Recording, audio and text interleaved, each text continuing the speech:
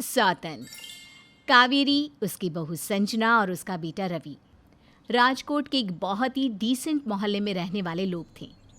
कावेरी इस मोहल्ले की हेड थी।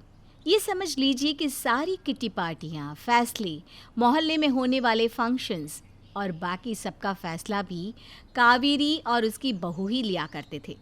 और सब लोग उनकी बात मानते भी थे क्योंकि उनका बेटा एक डॉक्टर जो था, जिनसे सारे मोहल्ले को मुफ्त में दवाइयाँ और इलाज मिल जाता था। अरे वाह कावेरी, आज तो मज़ा ही आ गया किटी पार्टी में। बहुत ही बढ़िया बंदोबस्त किया था तुमने और तुम्हारी बहू ने। अरे कहाँ, बस यही कुछ छोटा मोटा इंतज़ाम किया था। तुम सबको पसंद आया, हमें इस बात की बहुत खुशी है। हाँ आंटी, हमारी तो बस यही कोशिश रहती है कि हम आप सबको बेस्ट दे पाएँ। इसीलिए तो हम सब कावेरी और तुम्हें ही फैसला लेने को कहते हैं ना। और कहीं भी क्यों ना, तुम्हारा परिवार भी कितना इज्जतदार और खानदानी है। सारे मेहमानों के जाने के बाद संजना थक कर सोफे पर बैठ जाती है। अरे चल अब बैठ क्या गई, घर कौन साफ करेगा? देख नहीं रही कितना फैला हुआ है सब कुछ। मैं तो नहीं करने वाली अब कुछ भी। मैं जा रही हूँ अपने रूम में आराम करने। थोड़ी देर सोने के बाद सब कुछ साफ कर दूंगी। अरे घर साफ करने के बाद सो जाना, ऐसे भी क्या मेहनत कर लिया तूने? तो आप ही कर लीजिए ना माँ जी, आपने तो वैसे भी कुछ नहीं किया सुबह से। कैसी बदतमीज है तू। ये तो समाज का डर नहीं होता तो कब की तुझे घर से निकाल देती मैं। सेम पिंच माँ जी, अगर मुझे भी इज्जत का डर नहीं होता ना तो कब की आपके बेटे को लेकर यहाँ से चली गई होती। संजना और उसकी सास के बीच बहस शुरू हो गई थी। दोनों एक दूसरे पर ताने कसे जा रही थी और दूर दरवाजे पर खड़ा रवि ये सब सुन रहा था और ताली बजा रहा था। वाह वाह वाह, क्या बात है। बेस्ट सास बहू का अवार्ड पाने वाली मोहल्ले की जोड़ी, और दोनों बिल्लियों की तरह लड़ रही है। देखो तो जरा। अच्छा हुआ रवि तू आ गया। अरे समझा दे अपनी बीवी को, ज्यादा बकवास ना किया करे मुझसे। आप मुझसे क्या कह रही हैं? पहले खुद को आईने में दिखाइए, फिर पता चलेगा कि कौन बहस करता है।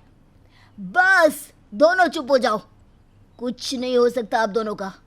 रवि चिल्लाकर अंदर कमरे में चला जाता है, पर उसे क्या पता था कि एक और मुसीबत उसका इंतजार कर रही है। दूसरी सुबह जब उसकी आंख खुली तो उसे बाहर से कुछ आवाजें सुनाई दे रही थी। वो नींद में बिस्तर पर ही था। लगता है फिर से शुरू हो गई दोनों। कहते हुए वो कमरे से बाहर आता है। क्या कर रही हो दोनों, फिर से शुरू हो गई?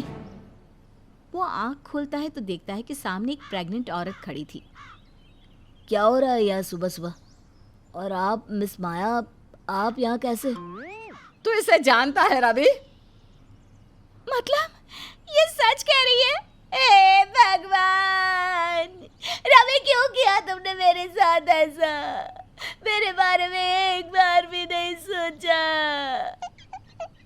अरे हुआ क्या, कोई बताएगा कुछ?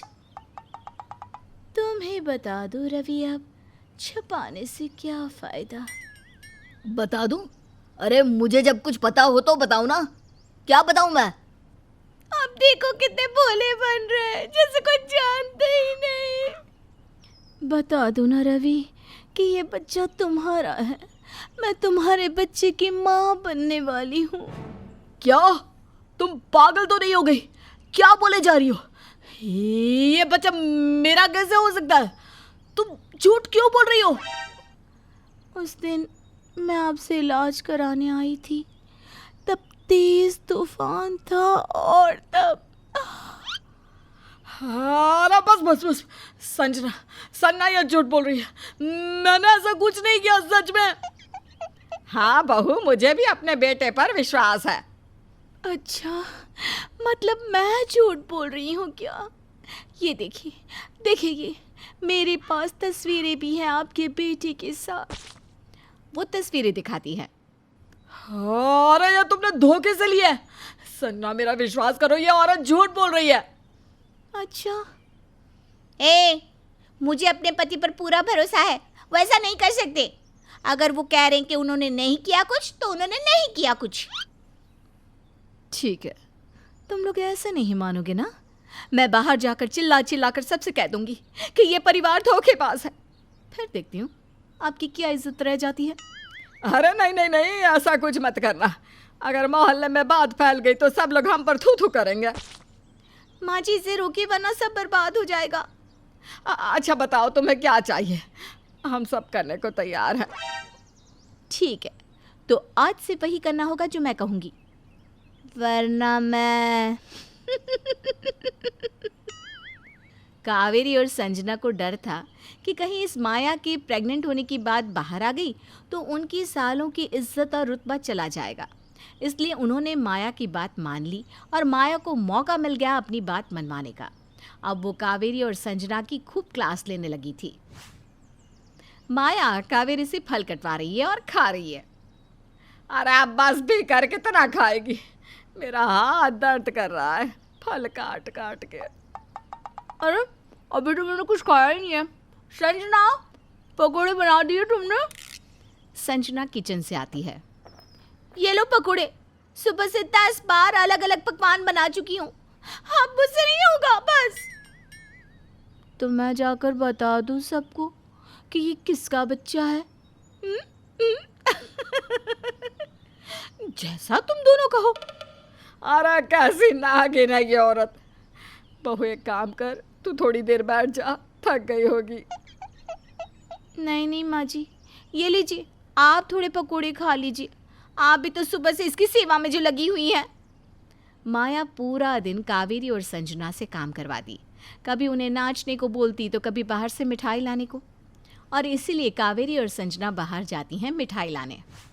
इस माया का कुछ तो करना ही होगा बहू, नहीं तो ये हम दोनों का जीना हराम कर देगी।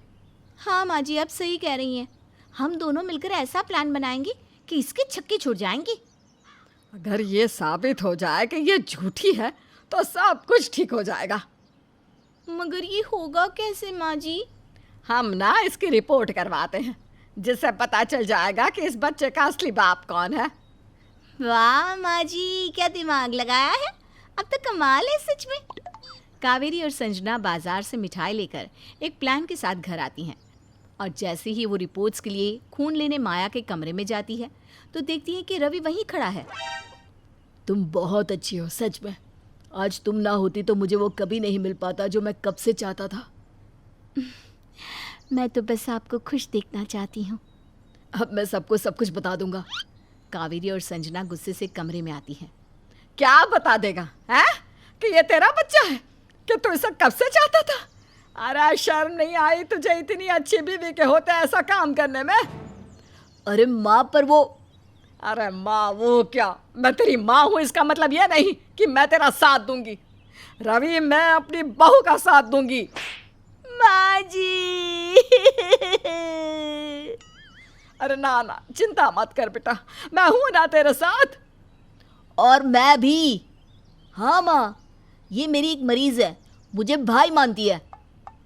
तो ये सब क्या था फिर, नाटक?